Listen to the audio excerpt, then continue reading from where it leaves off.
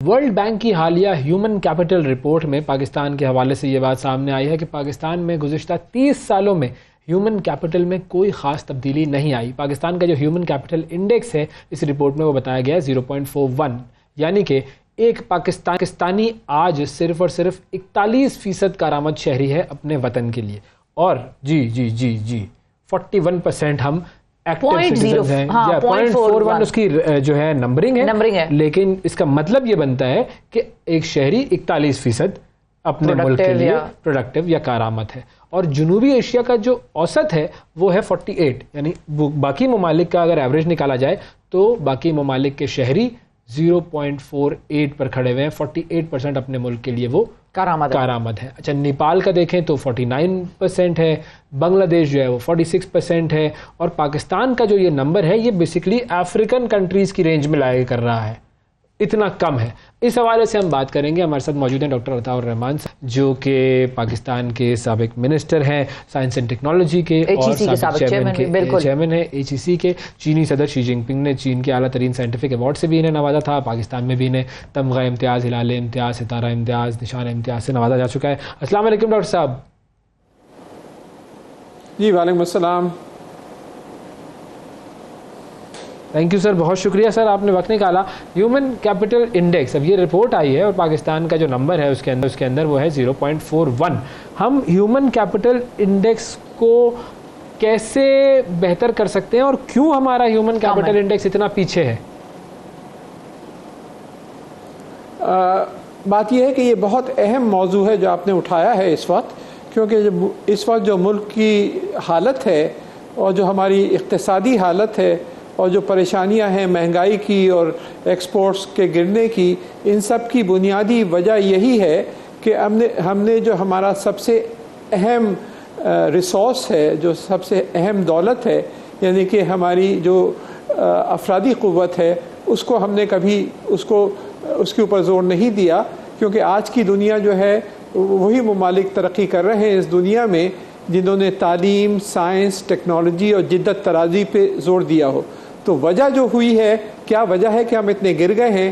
وجہ یہ ہے کہ جو پچھلے 70-75 سال میں جو حکومتیں آئی ہیں انہوں نے زبانی جمع خرچ تو کرتے رہے ہیں تعلیم کی، سائنس اور ٹیکنالوجی کی وغیرہ وغیرہ، لیکن جو عملی صورت ہونی چاہیے زمین پر وہ نہیں، اس کے اوپر ایکشن دیے گئے، جس کی وجہ سے ہمارے اسکولوں کی حالت خراب ہے. گورنمنٹ اسکولز کی کوئی 2.25 کروڑ بچے جو ہیں وہ اسکول سے باہر ہیں، ان کو مواقع ہی نہیں ہے اسکولوں میں. کالجز کی حالت جو ہے وہ بدترین ہے، اور جامعات کی حالت بھی اکثر جامعات کی بہت کمزور ہے. اور یہ اس کی جو ذمہ داری ہے وہ حکومتوں کی ہی رہی ہے کہ سیاستدان آئے ہیں جن کو اس بات کی سمجھ ہی نہیں ہے کہ آج کی دنیا جو ہے وہ ایک نالج اکانومی کی دنیا ہے. ایک علم پر مبنی معیشت قائم کرنی ہے ہمیں، اور وہ جب ہی ممکن ہو سکتا ہے جب ہم اپنے جو بجٹ کا سب سے زیادہ جو پورشن ہے وہ تعلیم، سائنس، ٹیکنالوجی اور جدت طرازی کی طرف لگائیں. کیونکہ آج کل قدرتی وسائل کی اہمیت جو ہے وہ کم سے کم ہوتی گئی ہے. سب سے زیادہ جو اہمیت ہے وہ نالج کی ہے، اور اس سے نالج سے آپ کی ایکسپورٹس اور دوسری چیزیں بڑھانے کی ہے. تو ہمارے ڈائریکشنز غلط رہے ہیں پاکستان کے. ٹھیک ہے، تو ڈاکٹر صاحب اب کچھ چیزیں ایسی ہیں جو کہ ظاہر تعلیمی شعبے میں اصلاحات ہوں گی تو ان کا جو ثمر ہے وہ 5 سال 10 سال بعد ہی کہیں جا کر زیادہ پروڈکٹیو طریقے سے زیادہ واضح ہو کر نظر آئے گا. کیا ہمارے پاس کوئی شارٹ ٹرم گولز ہونے چاہیے، کوئی شارٹ ٹرم ایسے اقدامات جو ہمیں کرنے چاہیے حکومتوں کو بھی، تاکہ اس کا رزلٹ جو ہے وہ اتنے سالوں بعد تو نظر آئے گا لیکن کچھ چیزیں ابھی سے ہی بہتر ہونے لگ جائیں؟ کیا کوئی ایسی ہیں شارٹ ٹرم اقدامات؟ جی بالکل، 5 چیزیں ہمیں کرنی ہیں. نمبر 1، اساتذہ، چاہے وہ اسکول لیول پر ہوں، چاہے کالج لیول پر ہوں، چاہے یونیورسٹی لیول پر ہوں. جو معیار ہوتا ہے اس کی جو ڈیپینڈنس ہوتی ہے، اس کا انحصار جو ہوتا ہے وہ اساتذہ کے معیار سے ہوتا ہے.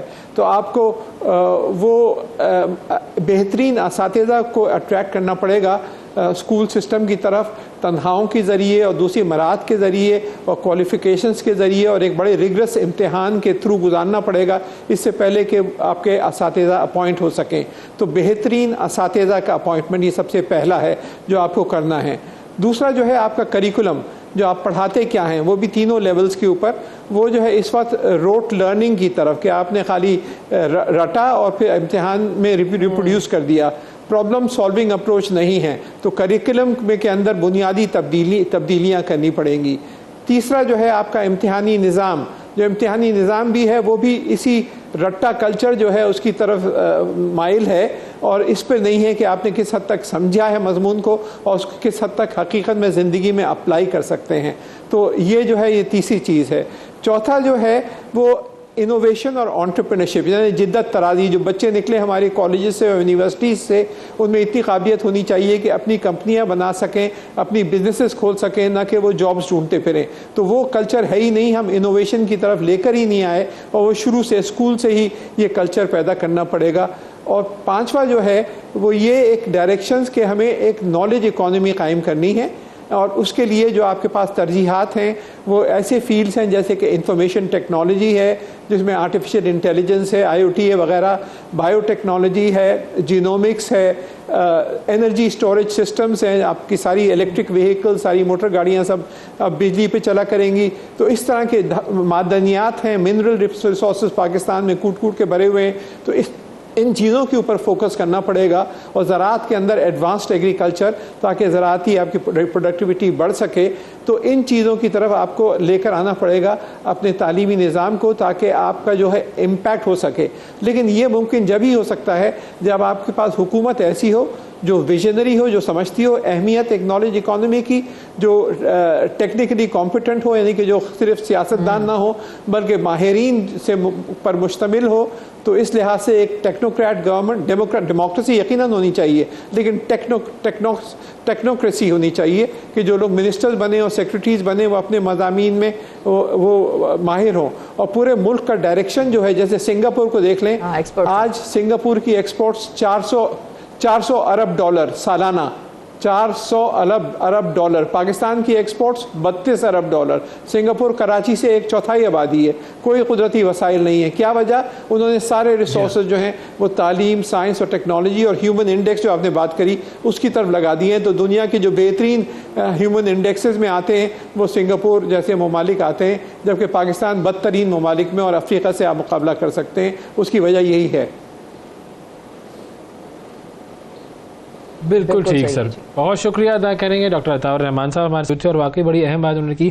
5 ایریاز ہیں، 5 ڈومینز ہیں جن کے پر ہم نے کام کرنا ہے، اور پاکستان کے ہیومن ڈیولپمنٹ جو انڈیکس ہے اس کو ہم نے بہتر بنانا ہے، کیونکہ اگر ہم نے اس کے اوپر اب توجہ نہیں دی، برین ڈرین اتنا زیادہ ہو رہا ہے، برین ڈرین بھی اتنا زیادہ ہو رہا ہے، اپرچونٹیز گھٹتی جا رہی ہیں، اکانومی کا برا حال ہے۔ اب آپ اندازہ لگائیں اگلے 5 سالوں میں ہم کہاں کھڑے ہوں گے۔